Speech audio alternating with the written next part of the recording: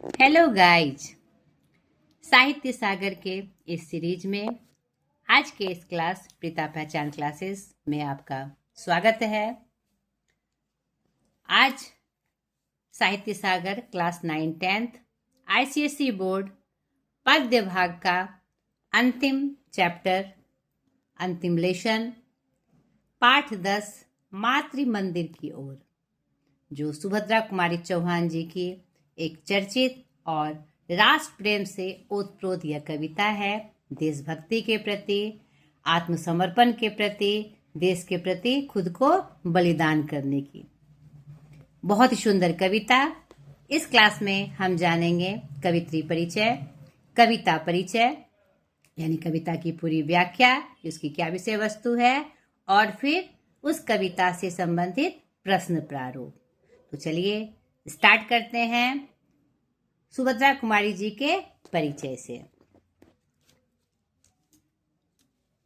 सुभद्रा कुमारी चौहान आधुनिक काल के उत्तर छायावाद धारा और राष्ट्रीय सांस्कृतिक काव्य धारा की यह प्रमुख कवित्री थीं। छायावाद के बाद का जो काल रहा हमारा उत्तर छायावाद के नाम से जो हिंदी साहित्य में प्रसिद्ध है, बहुत सारी ऐसी धाराएं आई जिसमें कविता के क्षेत्र में यानी साहित्य के क्षेत्र में नए नए प्रयोग किए गए। रीतिकाल तक जो कविता का स्वरूप था उससे परिवर्तन आया और समकालीन जो परिस्थितियां थी, जो विषय वस्तु थी, चाहे वह समाज से संबंधित हो या किसी परंपरा से या किसी भी चीज से संबंधित हो, उस क्षेत्र में विशेष कर रचनाएं की गई। तो ये आपको पता ही है कि समाज में जो चलता है साहित्य में वही लिखा जाता है। तो उस समय हमारा जो दौर था, स्वतंत्रता का दौर था, स्वतंत्रता प्राप्ति के लिए पूरा देश संघर्ष कर रहा था। बहुत सारे लोग अपने देश के प्रति समर्पित होने की तैयारी कर रहे थे, क्योंकि वह स्वतंत्रता का जो रूप है उसे पहचान चुके थे। गुलामी की बेड़ियां, गुलामी के कष्ट उनके लिए असह्य हो रहे थे। तो उस समय हमारे साहित्य में ऐसे ऐसे विद्वान हुए, ऐसे ऐसे रचनाकार हुए जिन्होंने राष्ट्रीय प्रेम के प्रति हमारा परिचय कराया। ठीक है, जिसमें सुभद्रा कुमारी चौहान जी का नाम अग्रणी रूप में लिया जाता है। इनका जन्म 16 अगस्त 1904 नागपंचमी के दिन निहालपुर गांव का नाम था, इलाहाबाद उत्तर प्रदेश में हुआ, उन्हीं के आसपास। 1922 का जबलपुर का जो झंडा सत्याग्रह है, जो देश का पहला सत्याग्रह था, और सुभद्रा कुमारी चौहान इसमें शामिल हुई और पहली महिला सत्याग्रही बनी। तो आप समझ सकते हैं कि ये कितनी सशक्त भूमिका थी उनके राष्ट्र के प्रति। हर आंदोलन में, हर प्रकार के सत्याग्रह में इन्होंने भाग लिया। गांधी जी के असहयोग आंदोलन में भी इन्होंने भाग लिया और कई बार जेल भी गईं। इनकी शिक्षा प्रयागराज के क्रास्थवेट गर्ल्स कॉलेज में हुई, जहां उनकी मुलाकात महादेवी वर्मा जी से हुई। पिता रामनाथ सिंह जी, माता धीराज कुंवरी, पति ठाकुर लक्ष्मण सिंह चौहान, बचपन की सहेली मैंने बताया भी महादेवी वर्मा। इनकी जो प्रमुख रचनाएं हैं, लगभग 88 कविताएं जो त्रिधारा एवं मुकुल, जो उनका काव्य संग्रह है, प्रमुख काव्य संग्रह है, उसमें संकलित है, जिसमें झांसी की रानी, यह कदम का पेड़, वीरों का कैसा हो बसंत आदि और भी बहुत सारी कविताएं प्रसिद्ध एवं चर्चित कविता है। कभी मौका मिले तो उनकी कविताओं को पढ़िएगा, देखिएगा कितनी ओजस्वी हुआ है, कितनी प्रेरणादायक है। आज भी वह कविता प्रासंगिक है देश के प्रति समर्पण के लिए, सामाजिक न्याय के लिए। तो मौका जब भी मिले बेटा तो उनकी कविताओं को जरूर पढ़िएगा। झांसी की रानी कविता से परिचय आपको है ही। लगभग 46 कहानियां, जिसमें बिखरे मोती, सीधे साधे चित्र, उन्मादनी आदि प्रमुख हैं। यह इनकी प्रमुख कहानियां हैं। इन्हें साहित्य के क्षेत्र में इनके अनुपम योगदान के लिए बहुत सारे पुरस्कार एवं सम्मान भी प्राप्त हुए, जिसमें शेक्सपियर पुरस्कार उनकी उत्कृष्ट रचनाओं के लिए हिंदी साहित्य सम्मेलन के द्वारा इन्हें प्राप्त हुआ और इन्हें राष्ट्रीय बसंत की प्रथम कोकिला के नाम से भी, उपनाम से भी इन्हें सजाया गया, संबोधित किया गया। उनकी विशिष्ट कविताओं के लिए यह उपाधि उनको प्राप्त हुई, राष्ट्रीय बसंत की प्रथम कोकिला। बताइए कितना सुंदर उपनाम इन्हें प्राप्त हुआ, कितनी सुंदर उपाधि। इनके नाम से, इनके सम्मान के लिए डाक टिकट भी जारी किए गए। 6 अगस्त 1976 को भारतीय डाक विभाग ने उनके सम्मान में 25 पैसे का टिकट जारी किया और इनके नाम पर, इनके सम्मान के लिए जो जहाज थे उनका मतलब उसका भी नामकरण सुभद्रा कुमारी चौहान जी के नाम से हुआ, ताकि देश उन्हें याद करता रहे। उनके सम्मान में 28 अप्रैल 2006 को भारतीय तटरक्षक सेना ने जहाज का नाम सुभद्रा कुमारी चौहान यानी उनके नाम पर रखा। यह उनके लिए एक बहुत बड़ा सम्मान था। इनका निधन 15 फरवरी 1948 सिवनी, मध्य प्रदेश, मात्र 44 वर्ष की अल्पायु में एक कार दुर्घटना में हो गया। यह देश को बहुत बड़ी क्षति। 44 वर्ष की उम्र में एक सशक्त लेखिका का हमारे यहाँ से मतलब खात्मा हो गया और साहित्य इस क्षति को कभी भरपाई नहीं कर पाया। तो ये इनका परिचय था। अब चलिए कविता के माध्यम से हम देखें कि कविता की पंक्तियों में किस तरह से उनके भाव आए हैं। ठीक है, देखिए यही कविता आपके पाठ में वर्णित और यहाँ पर अलग से सुभद्रा कुमारी चौहान जी का परिचय आपके पाठ्य पुस्तक में दिया हुआ है, इसे भी आप देख लीजिए। खूब लड़ी मर्दानी, वह तो झांसी वाली रानी थी। कविता उत्तर भारत के घर घर में गाई जाती है, आज भी गाई जाती है। अपनी कहानियों में इन्होंने गरीब, पीड़ित, शोषित जनता के प्रति गहरी सहानुभूति प्रकट की है। इनकी कहानियां सीधी सादी है, उनमें घटनाओं या विचारों का टेढ़ा मोड़, तोड़ मोड़ नहीं है। फिर भी इनकी कहानियां हृदय पर गहरा प्रभाव डालती है। क्यों? क्योंकि वह यथार्थ के बहुत करीब होती है और लगता है कि ये हमारे आसपास की कथा है, अपनी ही कथा है। तो यह कविता की पंक्तियां। तो कविता का परिचय थोड़ा हम जान लें, किस संदर्भ में यह कविता है।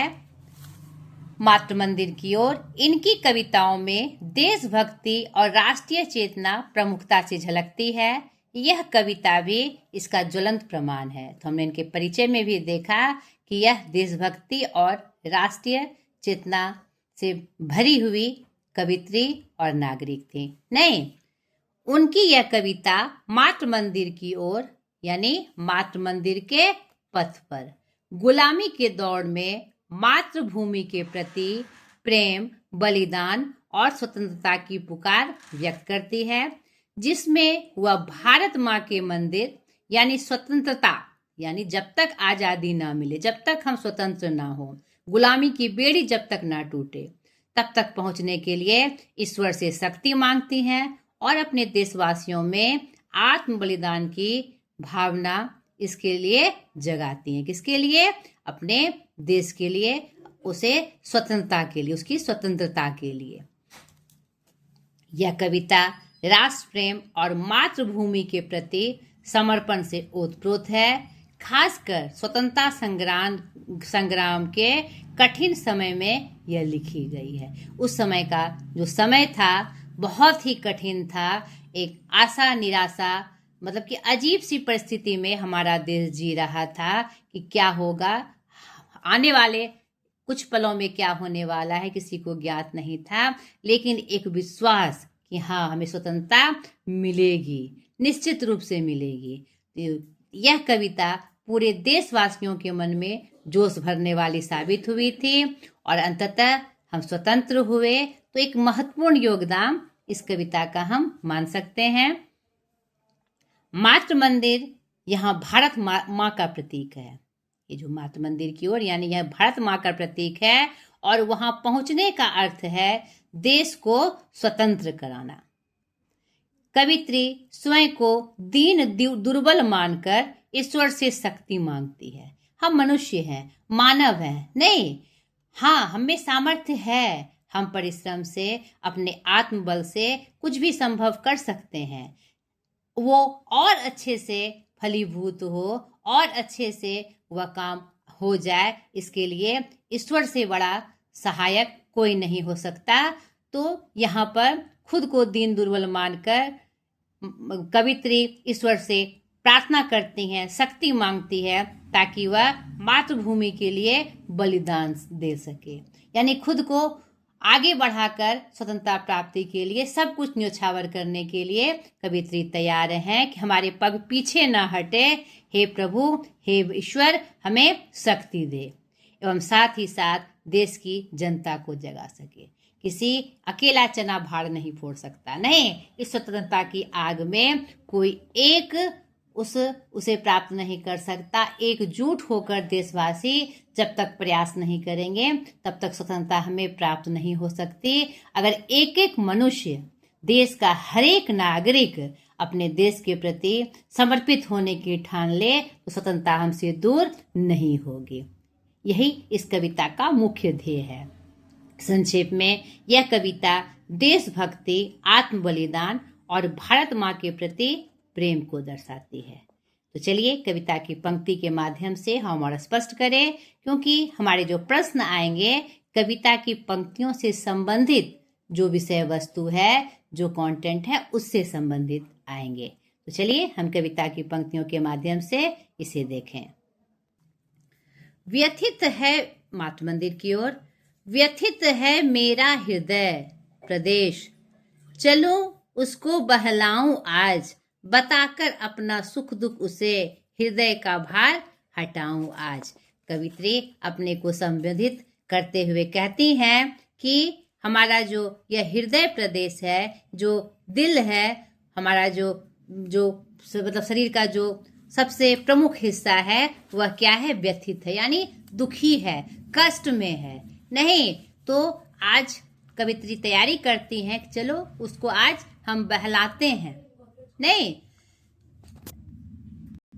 बताकर अपना सुख दुख उसे, हृदय का भार हटाऊं आज। आज कवित्री तैयारी करके हैं, अपने को खुद को मतलब कि हर तरह से संयमित करके एक दृढ़ निश्चय के साथ वह कह रही हैं, आज हृदय का जो भार है, जिससे वह दुखी है, उसके भार को आज मुझे हटाना है। नहीं, चलूं माँ के पद पंकज पकड़, नयन जल से नहलाऊं आज, मातृ मंदिर में मैंने कहा, चलूं दर्शन कर आऊं आज। बहुत ही सुंदर पंक्ति, देश के लिए समर्पित, भारत माता के लिए समर्पित, कि चलूं जो माँ के जो चरण हैं, जो कमल के समान है, पद पंकज, पंकज मतलब कमल, जो उनके कम पैर हैं, जो चरण हैं, जो कमल के समान है, आज मैं उसे पकड़ूं और नयन जल से नहलाऊं, उनके चरणों को अपने नैनों के जल से नहलाकर उसे उन्हें क्या कर दूं? पवित्र कर दूं। यानी आज जो देश का दुख है, जो भारत माता का दुख है, आज जो गुलामी की जो जकड़न है, जो जंजीर है, उसके दुख में शामिल होकर भारत माता के साथ खड़े होकर उन्हें मैं क्या करूं? थोड़ा सा हल्का करूं। जो प्रसन्नता की बेड़ियां है, उसके कष्ट में शामिल होकर मैं उसके साथ खड़ी रहूं कि हे माँ, यह दूर होगा, हमें स्वतंत्रता मिलेगी। मातृ मंदिर में मैंने कहा, चलो दर्शन कर आऊं आज। यह विश्वास दिलाना, माँ के चरण कमलों में अपने आंसुओं से धोकर, यानी कि उनके साथ खड़ा होकर, उनके दुख में शामिल होकर कि माँ, मैं हूँ, आ गई हूँ और तुम्हें इससे मुक्ति दिलाऊंगी। उनसे दर्शन कर आऊं। आज का मतलब क्या है कि स्वतंत्रता प्राप्ति के लिए एकदम अटल विश्वास के साथ कदम से कदम मिलाकर खड़े होना और उन्हें स्वतंत्र करने का मतलब साहस मन में रखना। किंतु यह हुआ अचानक ध्यान, दीन हूं छोटी हूं अज्ञान, मात मंदिर का दुर्गम मार्ग तुम्ही बतला दो हे भगवान। यहाँ पर स्वतंत्रता प्राप्त करने के लिए मैं क्या हूं, उन्हें अचानक से ध्यान आता है कि मैं तो दीन हूं, गरीब हूं, छोटी हूं, अज्ञान हूं, मुझे पता नहीं कि कैसे स्वतंत्रता प्राप्त की जा सकती है।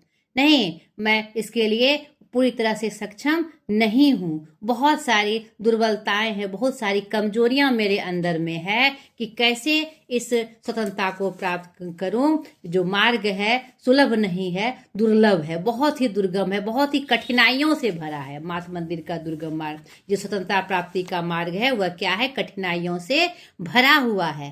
तो हे प्रभु, वह भगवान से विनती करती हैं कि हे प्रभु मुझे रास्ता दिखला दो, मुझे हर तरह से सक्षम बना दो कि मैं इस स्वतंत्रता को प्राप्त कर सकूं। मार्ग के बाधक पहरेदार, सुना है ऊंचे से सोपान, फिसलते हैं ये दुर्बल पैर, चढ़ा दो मुझको हे भगवान। फिर से वह ईश्वर से प्रार्थना करती हैं कि ये जो स्वतंत्रता प्राप्ति के जो रास्ता है, जो मार्ग है, उसमें मतलब मार्ग के बाधक पहरेदार, बहुत सारे पहरेदार लगे हुए हैं, बहुत सारी बाधाएं हैं, बाधाओं के रूप में बहुत सारे लोग लगे हुए हैं और उनकी सीढ़ियां जो है बहुत ऊंची हैं। उस पे चढ़ने के लिए सीढ़ियां ऊंची का तात्पर्य यहाँ क्या है कि बहुत आसान नहीं है। इस रास्ते पे चलकर मंजिल तक पहुंच जाना यानी स्वतंत्रता प्राप्त कर लेना बहुत आसान नहीं है, कठिन है, बहुत कठिन है। और मेरे जो पैर हैं यानी कि मेरी जो शक्ति है वह क्या है, कमजोर है। तो हे भगवान मुझ में उतनी शक्ति दे दो कि मैं वहां तक पहुंच सकूं और अपने देश को स्वतंत्र कर सकूं।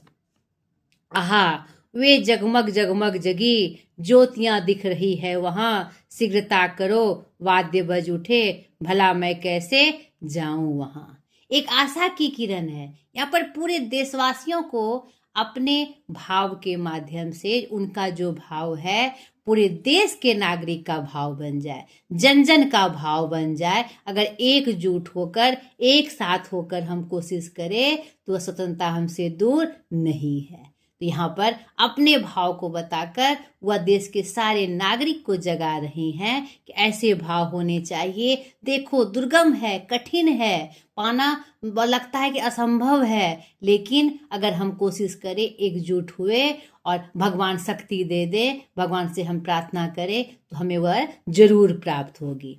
वे जगमग जगमग जगी, देखो एक आशा जग रही है कि हम वहां तक पहुंच जाएंगे, हमें स्वतंत्रता मिल जाएगी। ज्योतियां दिख रही है वहां पर आशा की किरण यानी कि स्वतंत्रता प्राप्ति करने की आशाएं दिख रही है। ज्योति के रूप में एक प्रकाश दिखाई पड़ रहा है कि हाँ हमें स्वतंत्रता मिल जाएगी। शीघ्रता करो वाद्य बज उठे, अब वहां पर पुकार रही है, भारत माता पुकार रही है, वहां पर स्वतंत्रता हमें पुकार रही है। वह वाद्य बज उठ गए हैं यानी घंटे बज चुके हैं, संकेत मिल चुका है। शीघ्रता करो, यहाँ देशवासियों का आह्वान कर रही है, शीघ्रता करो भला मैं कैसे जाऊं वहां। और खुद पे प्रश्न चिन्ह लगा रही है कि मुझे समझ में नहीं आ रहा है, मैं बड़ा ही कमजोर अपने आप को पा रहा हूं कि मैं वहां तक कैसे जाऊं। वहां जाना संभव है लेकिन मार्ग दिखाई नहीं पड़ रहा है। अगर हम एकजुट हो जाए तो एक दूसरे के सलाह से, एक दूसरे के समर्थन से हम वहां पहुंच सकते हैं। सुनाई पड़ता है कलगान, मिला दूं मैं भी अपनी तान, शीघ्रता करो मुझे ले चलो मातृ मंदिर में हे भगवान। फिर से भगवान से प्रार्थना, क्योंकि वही सर्वशक्तिमान है, वो इतने शक्तिशाली हैं। अगर वह हमें समर्थ बना दे, हमें शक्ति दे दे तो कोई भी मतलब जो राह है वह मुश्किल नहीं होगी, कोई भी लक्ष्य मुश्किल नहीं होगा। वही बात कह रही हैं कवित्री कि कल का गान, कि कल हम स्वतंत्र होंगे, सुनाई पड़ रहा है। वह गान, वह जीत का गान दिखाई पड़ रहा है। हम स्वतंत्र रूप कर गान करेंगे, खुशहाली मनाएंगे, स्वतंत्र रूप में सांस ले सकेंगे, यह सुनाई पड़ रहा है। और मैं भी उसमें अपनी तान मिला दूं। वो जो स्वतंत्रता का राग है, मैं भी उसमें सहायक बनूं। स्वतंत्रता पाने के लिए मैं भी एक मनुष्य बनूं, मैं भी एक सहायक बनूं, यह मेरी इच्छा है। शीघ्रता करो, मुझे ले चलो। भगवान से प्रार्थना करते हैं अपने आप को न्योछावर करने के लिए, बलिदान करने के लिए, उस स्वतंत्रता प्राप्ति में मेरा भी नाम हो। हे भगवान, मुझे जल्दी से वहां तक पहुंचा दो, मुझे वहां ले चलो। आगे की पंक्ति, चलूं मैं जल्दी से बढ़ चलूं, देख लो माँ की प्यारी मूर्ति, आहा वह मीठी सी मुस्कान, जगा जाती है न्यारी स्फूर्ति। एक आशा कि हाँ स्वतंत्रता मिलेगी, चलूं मैं जल्दी से बढ़ चलूं। यहाँ पर उत्साहित हैं कवित्री और पूरे देशवासियों में उत्साह को भरते हुए कह रही हैं कि वह प्यारी मूर्ति जो अभी गुलामी की बेड़ी में बंधी हुई है, स्वतंत्र रूप से हंसती, चारों तरफ खुशहाली हो, देश में स्वतंत्र रूप से लोग सांस ले सके, हर तरफ हरियाली हो, सबको शांति मिले, हर घर को अनाज मिले, जो अभी संभव नहीं है, वह प्यारा स्वरूप, भारत माता का वह प्यारा स्वरूप दिखाई पड़ रहा है। मैं भी उसे देख लूं, यह कामना है मेरी। आहा वह मीठी सी मुस्कान, यानी स्वतंत्र रूप से वह मीठी सी मुस्कान लिए भारत माँ स्वागत के लिए खड़ी हैं। और वह सोचकर, वह देखकर क्या आ जाती है, हमारे अंदर नई स्फूर्ति आ जाती है, एक फुर्ती आ जाती है कि हाँ यह संभव है। और उस पथ पर बढ़ने के लिए और उत्साह बढ़ जाता है, हमारे कदम क्या हो जाते हैं, तेज हो जाते हैं। उसे भी आती होगी याद, उसे हाँ आती होगी याद, नहीं तो रूठूंगी मैं आज, सुनाऊंगी उसको फरियाद। ये किसको संबोधित कर रही हैं, पूरे देशवासियों को, कि क्या यह याद उन सबों को भी आती होगी जो आज मुझे याद आ रही है, यह सब बातों का ध्यान आ रहा है, क्या और भी अन्य लोगों को याद आती होगी? तो हाँ आती होंगी, नहीं तो रूठूंगी मैं आज, सुनाऊंगी उसको फरियाद। यहाँ पर भगवान को भी संबोधित है और उन देशवासियों को भी संबोधित है जो स्वतंत्रता की खुली हवा में सांस लेना चाहते हैं, नहीं देश को स्वतंत्र देखना चाहते हैं, भारत माता को स्वतंत्र देखना चाहते हैं, कि अगर उनके पास फरियाद नहीं जाती होगी, उनको मेरी याद नहीं आती आएगी, तो मैं उनसे रूठ जाऊंगी और उनको अपनी फरियाद सुनाऊंगी, विनती सुनाऊंगी, उनसे विनती करूंगी कि ऐसा संभव हो, हम स्वतंत्र हो, हम खुली हवा में सांस ले। कलेजा माँ का मैं संतान, करेगी दोषों पर अभिमान, मातृवेदी पर हुई पुकार, चढ़ा दो मुझको हे भगवान। स्वतंत्रता भारत माता इस स्वतंत्र भारत के इस आंदोलन में, इस संग्राम में क्या कहते हैं, पुकार रही है, नहीं माता पुकार रही है और मुझे उस वेदी पर चढ़ा दो, मुझे मैं अपने आप को उन पर बलिदान होने के लिए, न्योछावर करने के लिए तैयार हूँ, क्योंकि मैं वह माँ है और मैं उसकी संतान हूँ। नहीं, और हर संतान का यह कर्तव्य होता है कि अपने माँ बाप के सपनों को पूरा करे। तो भारत माता क्या है, हमारे लिए माँ के समान है और हम उसकी संतान है। हमारे में बहुत सारे दोष हैं, फिर भी माँ को अपने संतान के दोषों पर भी क्या होता है, अभिमान होता है, गुरूर होता है कि नहीं आगे चलकर यह बच्चा मेरा साथ देगा, तो मैं साथ दूंगी। हे भगवान मुझे कुर्बान कर दो और भारत माता की स्वतंत्रता पर, ताकि वह खिलखिला सके, हंस सके और मेरा कर्तव्य पूरा हो, अपनी माँ के प्रति मेरा कर्तव्य पूरा हो। सुनूंगी माता की आवाज, रहूंगी मरने को तैयार, कभी भी उस वेदी पर देव न होने दूंगी अत्याचार। यहाँ कठिन संकल्प लेती है, कड़ा संकल्प ले रही हैं कवित्री और देशवासियों को भी संबोधित कर रही हैं कि भारत माता की जो आज पुकार हो रही है, जो छटपटाहट हो रही है स्वतंत्र होने के लिए, और पूरे अपने सारे बच्चों से आह्वान कर रही है कि अब मुझे स्वतंत्र होना है, तो मैं भी अपनी तैयारी पूरी कर रही हूँ और आप सब भी तैयार हो जाएं। उस वेदी पर प्रभु भगवान को साक्षी मानकर वह कह रही हैं कवित्री कि मैं उस पर अत्याचार अब नहीं होने दूंगी कभी भी। वो जो माँ की वेदी है, माँ का जो राज्य है, माँ का जो घर है, उस पर अब अत्याचार नहीं होने दूंगी। माँ पुकार रही है, हमें उस पुकार को सुनना है और माँ के साथ खड़ा होना है, उसे न्याय दिलाना है। ना होने दूंगी अत्याचार, चलो मैं हो जाऊं बलिदान, मातृ मंदिर में हुई पुकार, चढ़ा दो मुझको हे भगवान। अगर हमारा सर्वस्व भी खत्म हो जाए तो सर्वस्व न्यौछावर करने के लिए मैं तैयार हूँ, अब अत्याचार नहीं होने दूंगी। एकदम कठिन निश्चय करके कवित्री कह रही हैं और सबको यह कठिन निश्चय लेने कह रही हैं। अब उस पर अत्याचार नहीं होने देना है, हर एक को उस पर कुर्बान हो जाना है, खुद को न्यौछावर कर देना है। अपनी बलिदानी से ही अगर स्वतंत्रता प्राप्ति होगी तो हम सब बलिदान होकर उस भारत माता को स्वतंत्र करेंगे। मातृ मंदिर की पुकार हो गई है। मातृ मंदिर यानी जो भारत माता पुकार रही है, हर तरह से पुकार हो रही है, हे भगवान मुझे अगर न्यौछावर कर कर बलिदान होकर ही स्वतंत्रता प्राप्त होगी तो मुझे बलिदान कर दो, मुझे चढ़ा दो। उस मातृभूमि पर शीश चढ़ाने के लिए मैं तत्पर हूँ, विह्वल हूँ।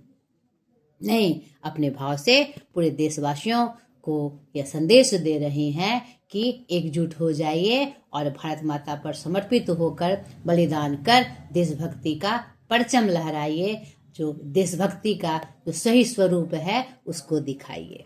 बहुत ही सुंदर कविता और अपने मतलब मन के अंदर एक जोश भरने वाली, देश प्रेम को बढ़ाने वाली। तो इससे जो प्रश्न आएंगे वैसे ही होंगे। पहले इस कविता में जितनी विषय वस्तु है उसको आपको हर पंक्ति में पढ़ना है और जो मुख्य बिंदु है उसको ध्यान में रखना है। हर स्टेंजा का, ये मैं बार बार आपको समझाती हूँ, हर स्टेंजा का उसमें क्या विषय वस्तु है उसको आपको अच्छे से समझना है, किस संदर्भ में वह बात आई है। या तो पंक्ति दे दी जाएगी या उससे उस विषय वस्तु से संबंधित आपके को प्रश्न पूछे जाएंगे। तो एक एक बिंदु को आपको समझना है।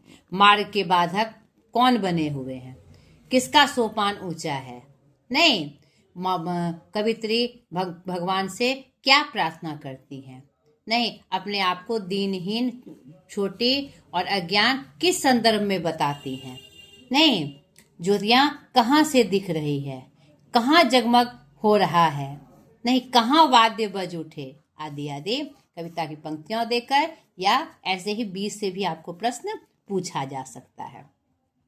क्या सुनाई देता है, कलगान कहाँ सुनाई दे रहा है, कहाँ शीघ्रता से ले चलने की बात कवित्री कहती हैं, नहीं मातृ मंदिर से क्या तात्पर्य है, किसकी पुकार हो रही है, किसको याद आती होगी, आदि आदि जो इसकी पूरी विषय वस्तु है उसको अच्छे से देखिएगा और अपने प्रश्नों को तैयार करिएगा और अलग अलग उसकी विषय वस्तु को अपने शब्दों में लिखकर आप तैयारी करिएगा, ताकि कहीं से भी कोई शब्द आपके छूटे नहीं, कोई भी बिंदु आपसे मतलब कि अज्ञात ना रहे। ठीक है, तो आशा करती हूँ इस कविता में मैं आपकी सहायक हुई होंगी। आज तक के लिए इतना ही। अगले वीडियो में साहित्य सागर का जो हमारा गद्य भाग के कुछ चैप्टर्स बच गए हैं उनको मैं लेकर आऊंगी। पद्य भाग हमारा यहीं समाप्त हुआ। ढेर सारी शुभकामनाओं के साथ, बाय।